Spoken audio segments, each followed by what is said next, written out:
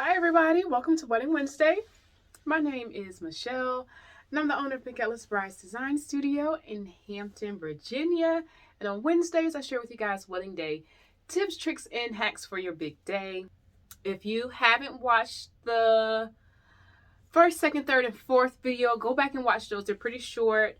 They're not very long videos, but we talked about budgeting. Step 1 is budgeting. Step 2, picking your venue. Step 3, finding your gown. Step 4, shopping for decor. And step 5. So this is video number 5. I'm going to tell you what you should do next. So, and again, this is my personal opinion. This is what I would do if I were you.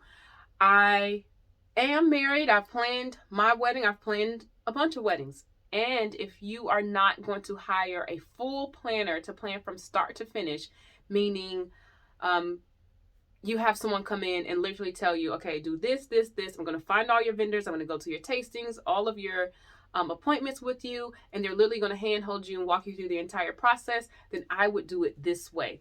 I would do it this way, and it's very achievable. I think a lot of people think that is not achievable to plan a wedding from start to finish without the help of someone. But if you just follow these small tips, just small things that you need to do in a certain order that you need to do them in, that will keep the stress levels low. And then it'll also allow you to maybe have a planner come in day of, and that might save you a little money, instead of having someone do it if you already have an idea of what you want. If you have the time to spare, great. If you don't have the time and you rather just spend the money and let someone else do it, go ahead, hire that planner and let them do all those, 1, 2, 3s, and you can follow along with their suggestions. And if you are on the opposite side where you say, hey, I have a little time, or I just want to be involved with these aspects of my wedding, I want to choose on my vendors, do it this way. This is how I did it. Well, I did it the wrong way, honestly. I did it wrong. I think I probably went dress out. Yeah, I went dress shopping first. So I did it wrong, and that's how I'm able to tell you how not to do it. And I've done it the right way a couple times too, with helping out with other people's weddings and things like that. But anyways, so step 5, you want to now hire the rest of the vendors for your big day. The first one, again, was your budget, your venue, gown shopping, decor shopping, and now you want to get into photography, a day of planner, DJ, catering, which may already be included in your venue package. And at this point, you have already spoken with enough vendors to get a good idea of who would be a great fit for your wedding day. So with you starting with your venue, your venue likely has a list of preferred vendors, or maybe not even preferred, just people who work very well in their venue, or people who frequently work there, especially for caterers. It's really important to know that your caterer knows your venue. If they already have a relationship, it'll be a smooth process for them and for you. If you're using an outside caterer, you guys are going to have to plan multiple trips and visits there, and just be prepared that something might go wrong, something might come up that's unexpected, that a vendor that has worked there multiple times before, they've already run into these problems, they know how to fix them. So keep that in mind when picking your caterer.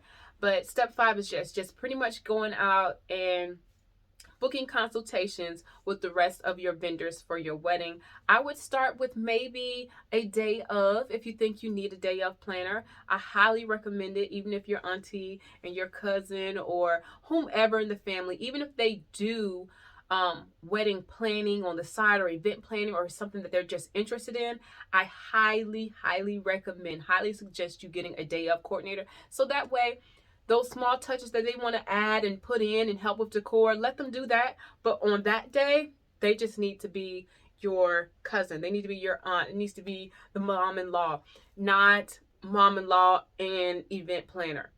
You don't want someone in your family wearing 2 hats that day.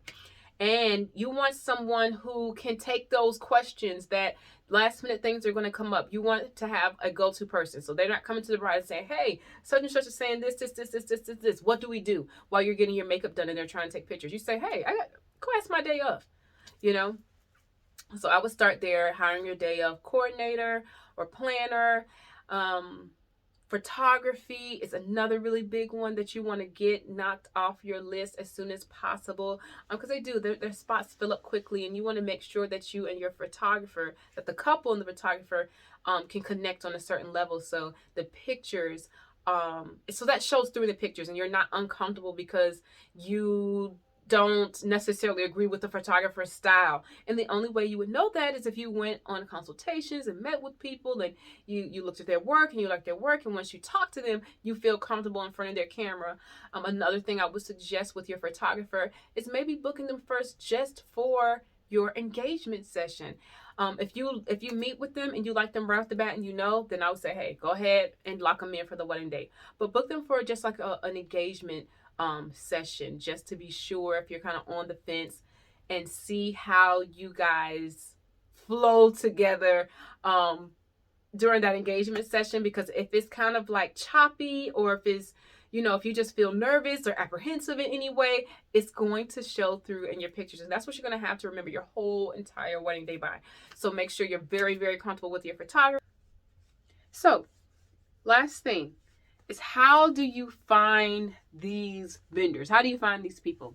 So a great way to start finding the rest of your vendors for your wedding is check with your venue. Check to see if they have a preferred vendor list, and go through that. Check with your gown shop and say, hey, do you have anyone who you would like to recommend for this?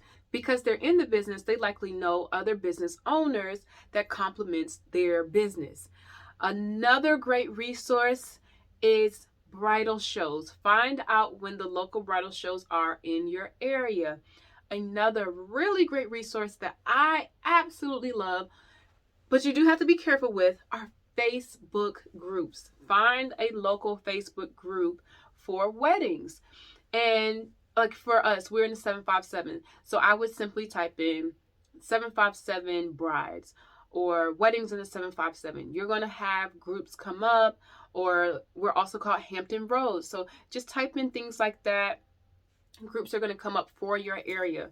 If you are in the 757, we do have a group called 757 Brides. What's called 757 Brides 2B. So you can join that group, chat with some other brides, and you can ask them for recommendations. And from there, of course, take those recommendations and do your research with them.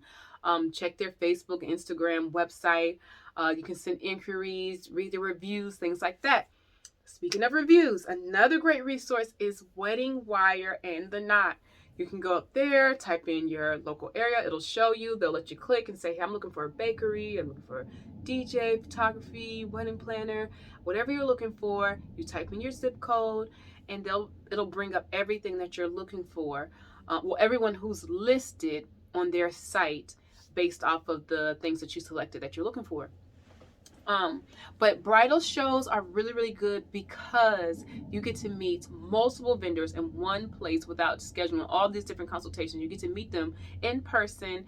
They'll likely have something on display. They'll have tastings available if that's a part of their business. If it's like a bakery or something like that, or caterer, they'll likely have samples. So that way you can kind of get a little idea of what you'll get, and then you can schedule something further from there. But you'll get to meet so many people in one day versus trying to find all these people individually. All right, guys, so that's the last video for this particular topic. Again, you can go back and watch videos 1, 2, 3, and 4 on this topic. This is video number 5 on what to do if you are recently engaged. And if you are recently engaged, we upload videos almost every Wednesday, so hit the subscribe button and the notification bell, so that way you'll get a notification every time we post. We talk about all topics wedding related, not just gowns, even though that's what I do. And if there's something that you guys want to hear about or you want me to talk about, you can leave it in the comments.